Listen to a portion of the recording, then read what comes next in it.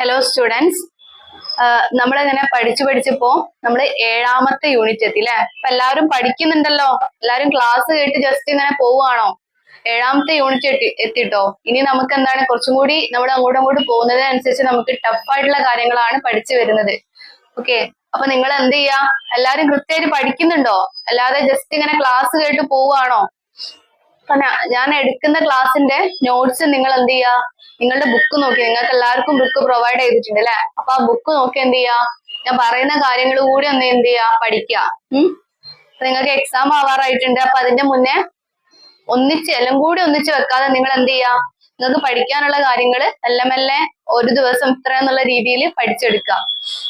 നമ്മളിനി 7ാമത്തെ യൂണിറ്റിലെത്തി. Okay, 7ാമത്തെ unit എന്ന് പറയുന്നത് കുറച്ചും കൂടി നിങ്ങൾക്ക് മാർക്ക് സ്കോർ ചെയ്യാൻ പറ്റിയ ഒരു ടോപ്പിക് ആണ് വരുന്നത്. അതായത് അധികം റൂൾസും കാര്യങ്ങളും ഒന്നും ഇല്ലാതെ തന്നെ നമുക്ക് പ്രിപ്പയർ ചെയ്യാൻ പറ്റിയ ഒരു അക്കൗണ്ട് ആണ് നമുക്ക് ഇതിൽ പഠിക്കാനുള്ളത്. അപ്പോ പെറ്റി ക്യാഷ് ബുക്കിനെ പറ്റിയാണ് ഞാൻ പറഞ്ഞു വന്നത്. പക്ഷെ പെറ്റി ക്യാഷ് ബുക്കിനെ പറ്റി പറയുന്നതിന് മുന്നേ നിങ്ങളുടെ ടെക്സ്റ്റ് ബുക്കിൽ പേജ് നമ്പർ 72 നമുക്ക് ക്യാഷ് ബുക്കിനെ പറ്റി കുറച്ച് കാര്യങ്ങൾ പറയുന്നുണ്ട് അല്ലെ. അപ്പൊ ക്യാഷ് ബുക്ക് എന്താന്നുള്ളത് ജസ്റ്റ് പറഞ്ഞിട്ട് നമുക്ക് പെറ്റി ക്യാഷ് ബുക്കിലേക്ക് പോവാം. എന്താണ് ക്യാഷ് ബുക്ക്? പേര് കേൾക്കുമ്പോൾ തന്നെ നിങ്ങൾക്ക് മനസ്സിലാവും അല്ലെ. ക്യാഷുമായിട്ട് റിലേറ്റഡ് ആയിട്ടുള്ള ഒരു ബുക്കാണ് ക്യാഷ് ബുക്ക്. ക്യാഷ് റെസിപ്റ്റ്സ് അതേപോലെ ക്യാഷ് പേയ്മെന്റ് ഒക്കെ നമ്മൾ ക്യാഷ് ബുക്കിലാണ് പ്രിപ്പയർ ചെയ്യുന്നത്. അപ്പൊ ഈ ക്യാഷ് ബുക്ക് ഞാൻ നിങ്ങൾക്ക് കഴിഞ്ഞ ക്ലാസ്സിൽ നിങ്ങൾക്ക് ക്യാഷ് അക്കൗണ്ട് പ്രിപ്പയർ ചെയ്യുന്നത് പറഞ്ഞു തന്നിട്ടുണ്ട്. സെയിം സാധനം തന്നെയാണ്, ഒരു വ്യത്യാസവും ഇല്ല ക്യാഷ് ബുക്ക് എന്ന് പറയുന്നത്. നമ്മൾ കഴിഞ്ഞ ക്ലാസ്സിൽ ലെഡ്ജറിന്റെ ക്ലാസ്സിൽ നമ്മൾ ക്യാഷ് ബുക്ക് എന്താണ്, ക്യാഷ് അക്കൗണ്ട് എന്താന്നുള്ളത് പറഞ്ഞ് സെയിം ഫോർമാറ്റ്, ഒരു വ്യത്യാസവും ഇല്ലാത്ത രീതിയിലാണ് നമുക്ക് ക്യാഷ് ബുക്കും വരുന്നത്. അപ്പൊ നിങ്ങൾ എന്ത് ചെയ്യാ? കഴിഞ്ഞ ക്ലാസ് ഒന്ന് ജസ്റ്റ് കേൾക്കുക. എന്നാൽ നിങ്ങൾക്ക് എന്ത് മനസ്സിലാവും? ക്യാഷ് ബുക്കിനെ പറ്റി മനസ്സിലാവും. ജസ്റ്റ് അതിന്റെ തിയറി ഒന്ന് പറയാം. A cash book is a book which all cash receipts and payments are recorded. Cash റെസിപ്റ്റ്സും പേയ്മെന്റും റെക്കോർഡ് ചെയ്യാനുള്ള ഒരു ബുക്കാണ് എന്ത്? Cash book. ഓൺലി ക്യാഷുമായിട്ട് റിലേറ്റഡ് ആയിട്ടുള്ള ട്രാൻസാക്ഷൻസ് റെക്കോർഡ് ചെയ്യാനാണ് നമ്മൾ ഏത് ബുക്ക് മെയിൻറ്റെയിൻ ചെയ്യുന്നത്? ക്യാഷ് ബുക്ക് മെയിൻറ്റെയിൻ ചെയ്യുന്നത്. It starts with cash or bank balance at the beginning. അതായത് നമുക്ക് ക്യാഷ്, കഴിഞ്ഞ വർഷത്തെ എന്തെങ്കിലും ക്യാഷ് ബാലൻസ് ഉണ്ടെങ്കിൽ അത് വെച്ചിട്ടാണ് നമ്മൾ സ്റ്റാർട്ട് ചെയ്യേണ്ടത്. ഇനി ബാങ്ക് ബാലൻസ് എന്തെങ്കിലും ഉണ്ടെങ്കിൽ അതും നമ്മൾ എന്ത് ചെയ്യണം? സ്റ്റാർട്ടിങ്ങിൽ കൊടുക്കണം. Cash book is both A journal and A ledger. Journal ആയിട്ടും ലെഡ്ജർ ആയിട്ടും നമുക്ക് ക്യാഷ് ബുക്കിന് എന്ത് ചെയ്യാൻ പറ്റും? കൺസിഡർ ചെയ്യാൻ പറ്റും. When a cash book is maintained, cash transactions are not recorded in journal. They are firstly entered in the cash book. അതായത് ക്യാഷ് ബുക്ക് നമ്മൾ പ്രിപ്പയർ ചെയ്യുകയാണെങ്കിൽ ജേർണൽ എൻട്രി നമ്മൾ പ്രിപ്പയർ ചെയ്യില്ല എന്നാ പറയുന്നത്. ഡയറക്റ്റ് ആയിട്ട് നമ്മൾ ക്യാഷ് ബുക്കിലേക്ക് നമ്മൾ ട്രാൻസാക്ഷൻസ് പോസ്റ്റ് ചെയ്യാന്നാണ് ഇവിടെ പറയുന്നത്. നമുക്ക് 3 തരത്തിലുള്ള ക്യാഷ് ബുക്ക് വരുന്നുണ്ട്. Single column cash book, double column cash book, petty cash book. Okay, അപ്പൊ സിംഗിൾ കോളം എന്താന്നുള്ളത് നമ്മൾ കഴിഞ്ഞ ക്ലാസ്സിൽ പറഞ്ഞിട്ടുണ്ട്. അതേ ഫോർമാറ്റ് നിങ്ങൾ ആ പിക്ചർ നോക്കിയാൽ കാണാൻ പറ്റും. എന്തൊക്കെയാ? ഡേറ്റ് വരുന്നുണ്ട്, പെർട്ടിക്കുലർസ്, RN എന്ന് പറഞ്ഞ ഒരു കോളം വരുന്നുണ്ട്. അതൊന്നും നിങ്ങളെ ഉപദ്രവിക്കുന്ന ഒരു കോളല്ല. RN എന്ന് പറഞ്ഞാൽ എന്താ? It means receipt number. അതായത് നമ്മള് ട്രാൻസാക്ഷൻ നടക്കുന്ന സമയത്ത് നമ്മള് ബില്ലൊക്കെ റെസിപ്റ്റ് ഒക്കെ വാങ്ങുമല്ലോ, അതിന്റെ നമ്പർ ആണ് അതിൽ കൊടുത്തിട്ടുള്ളത്. ജസ്റ്റ് ഇങ്ങനെ വരച്ചിട്ടാൽ മാത്രം മതി. ബാക്കിയൊക്കെ നമ്മൾ കഴിഞ്ഞ ക്ലാസ് പറഞ്ഞ എല്ലാ കാര്യങ്ങളാണ് അതിൽ പറയുന്നത്. ഇനി നമുക്ക് ഇമ്പോർട്ടന്റ് ആയിട്ട് നിങ്ങൾക്ക് എക്സാമിന് നിങ്ങൾക്ക് പെട്ടെന്ന്, അതായത് ഒന്നും അറിയാത്ത ഒരാൾക്ക് പോലും പെട്ടെന്ന് നമുക്ക് സ്കോർ ചെയ്യാൻ പറ്റുന്ന ഒരു അക്കൗണ്ട് ആണ് എന്ത്? Petty cash book. അതായത് ഈ എക്സാമിന് ഈ പെറ്റി ക്യാഷ് ബുക്ക് വരിക എന്ന് പറയുമ്പോൾ എല്ലാവർക്കും ഭയങ്കര സന്തോഷമാണ്. കാരണം എന്താന്ന് വെച്ചിട്ടുണ്ടെങ്കിൽ പെറ്റി ക്യാഷ് ബുക്ക് നമ്മൾ പ്രിപ്പയർ ചെയ്യാൻ വേണ്ടി നമുക്ക് പ്രത്യേകിച്ച് റൂൾസ് അറിഞ്ഞിരിക്കണം എന്നില്ല. ഇപ്പൊ നമ്മളെ കൊമേഴ്സ് ബാക്ക്ഗ്രൗണ്ട് അല്ലാത്ത വേറെ പുറത്തുനിന്നുള്ള ഒരാൾക്ക് പോലും നമുക്ക് എന്ത് പ്രിപ്പയർ ചെയ്യാൻ പറ്റും? പെറ്റി ക്യാഷ് ബുക്ക് പ്രിപ്പയർ ചെയ്യാൻ പറ്റും. പെട്ടെന്ന് സ്കോർ ചെയ്യാൻ പറ്റുക. മാർക്ക് അത്യാവശ്യം നല്ല വെയിറ്റേജിൽ തന്നെ മാർക്ക് വരുന്ന ഒരു ക്വസ്റ്റ്യൻ ആണ്. അപ്പൊ നിങ്ങൾ ഈ പെറ്റി ക്യാഷ് ബുക്ക് എന്തായാലും പഠിച്ചിരിക്കുക. കാരണം ഒന്നുമില്ല, ജസ്റ്റ് ക്വസ്റ്റ്യൻ നോക്കി ഇങ്ങോട്ട് എഴുതാനുള്ള ഒരു പരിപാടിയാണ് എന്ത്? പെറ്റി ക്യാഷ് ബുക്ക് എന്ന് പറയുന്നത്. അപ്പൊ നിങ്ങൾ പേജ് നമ്പർ 76 ഒരു ക്വസ്റ്റ്യൻ ഞാൻ നോക്കുക. അതിലെന്താ പറയുന്നത്? Mr. Sumit, the petty cashier of Mrs. Travels India, received 2000 on 1st April 2014 from the header cashier. Prepare the petty cash book on Impress system from Petty.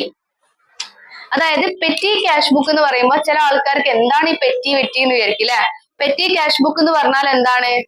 ഇത് സ്മോൾ റിപ്പീറ്റേറ്റീവ് എക്സ്പെൻസ് നമ്മൾ record ചെയ്യുന്ന ഒരു ചെറിയ ബുക്കാണ് petty cash book. Small repetitive expense എന്ന് പറഞ്ഞാൽ എന്താ? നമുക്ക് ചെറിയ ചെറിയ സ്റ്റേഷനറി ഐറ്റംസ്, ഇപ്പൊ നമുക്കിപ്പോ എന്തെങ്കിലും ഒരു സാധനം പോസ്റ്റലായിട്ട് അയക്കണം, ഇപ്പൊ നമ്മൾ സ്റ്റാമ്പ് ഒട്ടിക്കൂലേ, അതിന്റെ പൈസ. പിന്നെ സ്റ്റേഷനറി ഐറ്റംസ്, പെന്ന്, പെൻസിൽ, അങ്ങനത്തെ ചെറിയ ചെറിയ എമൗണ്ടിന്റെ 5 രൂപ 10 രൂപ, ഓട്ടോ ഫെയർ 30 രൂപ 40 രൂപ, അങ്ങനെയൊക്കെ വരില്ലേ ചെറിയ ചെറിയ ചില്ലറ പൈസ. അങ്ങനെയുള്ള പെറ്റി ഐറ്റംസ് ആണ് നമ്മൾ പെറ്റി ക്യാഷ് ബുക്കിൽ റെക്കോർഡ് ചെയ്യുന്നത്. In big organisation a large number of repetitive small expenses or conveyance, cartage, postage, etc. are to be made. അതായത് നമ്മൾ വിചാരിക്കും ചെറിയ എമൗണ്ട് ആണെന്ന് വിചാരിക്കും അല്ലെ. 10 രൂപയ്ക്ക് എന്ത് റെക്കോർഡ് ചെയ്യാനായിരിക്കും? 5 രൂപ ലെക്സി പെന്ന് 5 രൂപ ഒക്കെ നമ്മൾ വിചാരിക്കും. പക്ഷെ അത് റെപ്പിറ്റേറ്റീവ് ആയിട്ട് വീണ്ടും വീണ്ടും ഓരോ മാസവും നടക്കുന്ന സമയത്ത് എന്താണ്? വലിയ എമൗണ്ട് ആയില്ലേ.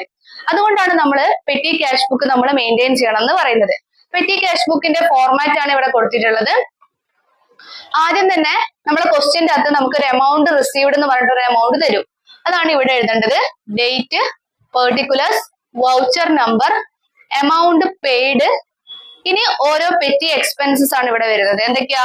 പോസ്റ്റേജ് എക്സ്പെൻസ് വരും, telephone, conveyance, stationery, miscellaneous expense. Miscellaneous expense എന്ന് പറഞ്ഞാല് ഇത്രയും എക്സ്പെൻസസിൽ നമുക്ക് ഇൻക്ലൂഡ് ചെയ്യാൻ പറ്റാത്ത എന്തെങ്കിലും എക്സ്പെൻസ് ഉണ്ടെങ്കിൽ നമ്മൾ എവിടെ കൊടുക്കും?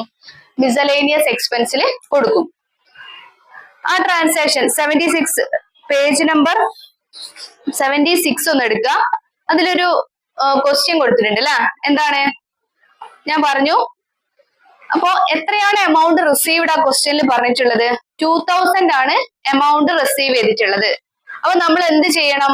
ഡേറ്റ് ആദ്യം തന്നെ ഇമ്പോർട്ടന്റ് ആയിട്ട് ഡേറ്റ് എഴുതണം. 2014 ഏപ്രിൽ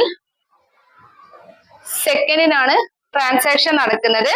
ക്യാഷ് റിസീവ്ഡ് എത്രയാണ്? ക്യാഷ് റിസീവ്ഡ് എത്രയാണ്? എത്ര എമൗണ്ട് ക്യാഷ് റിസീവ് ചെയ്തിട്ടുള്ളത്? 2000 റുപ്പീസ് പെറ്റി കാഷ്യർ റിസീവ് ചെയ്തിട്ടുണ്ട് അല്ലെ. 2000 റുപ്പീസ്. ഈ 2000 റുപ്പീസ് ഇയാൾ എങ്ങനെയൊക്കെയാണ് ചെലവാക്കിയത്? ഫസ്റ്റ് നോക്കുക. ഏപ്രിൽ 2 ഓട്ടോ ഫെയർ ആയിട്ട് ഒരു 200 റുപ്പീസ് നമ്മൾ പേ ചെയ്തു. ഓട്ടോ ഫെയർ ആയിട്ട് എത്രയാ കൊടുത്തത്? 200. അപ്പോ നമ്മളിവിടെ കൊടുക്കുക. ഇത് ഫസ്റ്റ് ഏപ്രിലാണ് നടക്കുന്നത്. ഏപ്രിൽ 2 ഇനി എത്രയാ? ഓട്ടോ ഫെയർ എന്ന് പറഞ്ഞിട്ട് 200 ആണ് എമൗണ്ട് പേ ചെയ്തത്. അപ്പൊ ഇവിടെ 200 എഴുതാം. ഓട്ടോ ഫെയർ എന്ന് പറയുന്നത് ഒരു കൺവെയൻസ് എക്സ്പെൻസ് ആണ്. Auto fair, bus fare, travelling expense ഒക്കെ എവിടെയാ വരുന്നത്? കൺവെയൻസില്. അപ്പൊ ഇവിടെയുമില്ല ഇവിടെയുമില്ല, ഇവിടെ 200. ഓക്കെ. ഇനി കൊറിയർ സർവീസ് ഏപ്രിൽ 3 കൊറിയർ സർവീസിന് വേണ്ടി നമ്മൾ എത്ര പേ ചെയ്തു? 50 റുപ്പീസ് പേ ചെയ്തു. അപ്പോ എമൗണ്ട് പെയ്ഡില് 50 കൊടുക്കുക. ദെൻ കൊറിയർ എവിടെയായിരിക്കും വരിക? പോസ്റ്റേജിലല്ലേ വരിക? പോസ്റ്റേജിന്റെ നേരെ 50 കൊടുക്കാം. ഓക്കെ. അപ്പൊ ഇവിടെയും 50 ഇവിടെയും 50, ഇവിടെ 200 ഇവിടെ 200. ബാക്കി കോളംസ് ഒക്കെ നമ്മൾ എന്ത് ചെയ്യുക? ബ്ലാങ്ക് ആയിട്ട് വിടുക. ബാക്കി കോളംസ് ഒക്കെ ബ്ലാങ്ക് ആയിട്ട് വിടുക. നെക്സ്റ്റ് കൊറിയർ കഴിഞ്ഞാല് പോസ്റ്റേജ് എത്ര എമൗണ്ട് വരുന്നത്? 95. ഈ എമൗണ്ട് പേരിൽ എപ്പോഴും ഫുൾ എമൗണ്ട് എഴുതണം. 95. അത് പോസ്റ്റേജ് ഇവിടെയാണ് വരിക. 95. Next pencil and pads. Pencils എന്ന് പറയുന്ന സമയത്ത് പെൻസിൽസ് എവിടെയാ വരുന്നത്? പെൻസിൽസ് എന്ന് പറയുന്നത് സ്റ്റേഷനറി ഐറ്റംസ് അല്ലെ. പെന്ന്, പെൻസില്, അങ്ങനത്തെ നമ്മൾ വരയ്ക്കാൻ ഉപയോഗിക്കുന്ന എല്ലാ കാര്യങ്ങളും എവിടെയാ വരുന്നത്? സ്റ്റേഷനറി ഐറ്റംസിലാണ്. അപ്പൊ പെൻസിൽസ് എത്ര എമൗണ്ട്? 65 റുപ്പീസ് ആണ് അല്ലെ. അപ്പൊ ഇവിടെ 65 എഴുതാം. ഇവിടെ 65. ഇവിടെ ബ്ലാങ്ക് ആയിട്ട് വിടാം. Then speed post charges.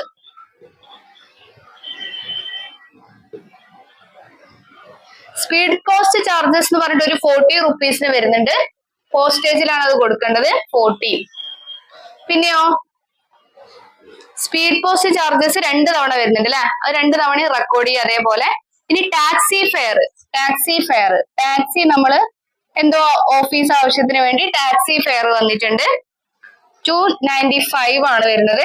Taxi fair ഞാൻ പറഞ്ഞിട്ടുണ്ട്, നമ്മുടെ ട്രാവലിംഗ് എക്സ്പെൻസ് ഒക്കെ എവിടെ വരണം, കൺവെൻസിൽ വരണം. ഓക്കെ, അപ്പൊ ഇത് ചെയ്യുന്ന സമയത്ത് നിങ്ങൾക്ക് കുറച്ചും കൂടി എളുപ്പമായിട്ട് തോന്നില്ലേ? ജേർണലും ലെഡ്ജറൊക്കെ വെക്കുന്ന സമയത്ത് ജസ്റ്റ് ക്വസ്റ്റ്യൻ വായിക്കാം, ഇത് എവിടേക്കാണോ വരേണ്ടതെന്ന് വെച്ചാൽ അവിടെ എഴുതി കൊടുക്കുക, അത്രേ വരുന്നുള്ളൂ. ഫോർമാറ്റ് പഠിക്കാനാണ് കുറച്ച് ബുദ്ധിമുട്ട്. പിന്നെ ഓട്ടോ ഫെയർ വരുന്ന സമയത്ത് ഓട്ടോ ഫെയർ എവിടെ വരിക? ഓട്ടോ ഫെയറും കൺവെൻസിലാണ് വരിക. പിന്നെ റീഫ്രഷ്മെന്റ് ഉണ്ട് അല്ലെ, റീഫ്രഷ്മെന്റ് നമുക്ക് ഇവിടെ എവിടെയും കൊടുക്കാൻ പറ്റാത്ത ഒരു അവസ്ഥയാണ്. റീഫ്രഷ്മെന്റ് അത് നമ്മൾ എവിടെ കൊടുക്കണം? അത് ജസ്റ്റ് എഴുതുന്നുണ്ട്. റീഫ്രഷ്മെന്റിന് ഒരു 310 ഇത് നമുക്ക് എവിടെയും കൊടുക്കാൻ പറ്റൂല. പോസ്റ്റേജ് കൊടുക്കാൻ പറ്റുമോ? ടെലിഫോൺ കൊടുക്കാൻ പറ്റില്ല, സ്റ്റേഷനറി ഒന്നും കൊടുക്കാൻ പറ്റില്ല. ഒന്നിലും കൊടുക്കാൻ പറ്റാത്തത് നമ്മൾ എവിടെ എഴുതണം? മിസലേനിയസ് എക്സ്പെൻസില് 310 കൊടുക്കാം. ഓക്കെ, ഇതേപോലെ നമ്മുടെ ബസ് ഫെയർ വരും, പിന്നെ റീഫ്രഷ്മെന്റ്, പോസ്റ്റേജ്, ഫോട്ടോസ്റ്റാറ്റ് എക്സ്പെൻസ് എന്നൊക്കെ പറഞ്ഞിട്ട് കുറെ എക്സ്പെൻസ്, ചില്ലറ എക്സ്പെൻസ് വരും. ഇതൊക്കെ ഇവിടെ നമ്മൾ എഴുതാം. ഇത് എവിടെയാണോ ഏത് കുളത്തിലാണോ കൊടുക്കേണ്ടതെന്ന് വെച്ചാല് ആ കുളത്തിൽ എഴുതി വിടുക. അത്രയേ ഉള്ളൂ നമുക്ക് ചെയ്യാനുള്ള കാര്യങ്ങൾ എന്ന് പറയുന്നത്. അപ്പൊ ഞാൻ തുടക്കത്തിലേ പറഞ്ഞിട്ടുണ്ട്, പെറ്റി ക്യാഷ് ബുക്ക് എന്ന് പറഞ്ഞിട്ടുള്ള ഒരു ക്വസ്റ്റ്യൻ വരികയാണെങ്കിൽ നിങ്ങൾ രക്ഷപ്പെട്ടു. കാരണം അത്രയും സിമ്പിൾ ആയിട്ടുള്ള ഒരു അക്കൗണ്ട് ആണ് എന്തെന്ന് പറയുന്നത്, പെറ്റി ക്യാഷ് ബുക്ക് എന്ന് പറയുന്നത്. ഓക്കെ, അപ്പൊ ഇത്രയേ ഉള്ളൂ പെറ്റി ക്യാഷ് ബുക്ക്. നമുക്ക് അടുത്ത യൂണിറ്റ് ആണ് വരുന്നത്. അപ്പൊ നിങ്ങൾ എന്ത് ചെയ്യാ, കൃത്യമായിട്ട് പഠിക്കുക. ഫോർമാറ്റ്, എല്ലാത്തിന്റെയും ഫോർമാറ്റ് അങ്ങോട്ടും ഇങ്ങോട്ടും മാറിപ്പോകാനുള്ള ചാൻസ് ഉണ്ട്. ഫോർമാറ്റ് കൃത്യമായിട്ട് പഠിക്കുക. നിങ്ങൾ ഒന്നും എഴുതിയില്ലെങ്കിലും ഫോർമാറ്റിനെങ്കിലും എന്ത് കിട്ടും? മാർക്ക് കിട്ടും. Okay, thank you.